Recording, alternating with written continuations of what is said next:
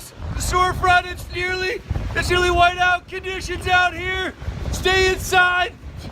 Don't go out. It's way too dangerous. I think we gotta go to this. Oh my goodness! In order to have an amazing snowstorm, there's a couple key ingredients that you need. 1. Media over-exaggerating an amazing epic blizzard. 2. Common household ingredients like flour.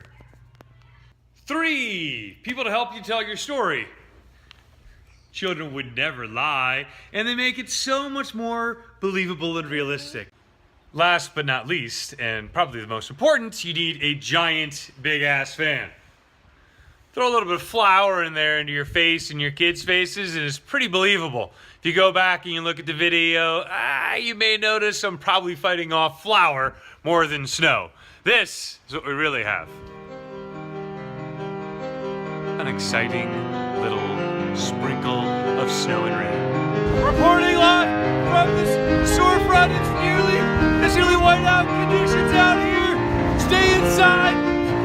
Don't go out. It's way too dangerous.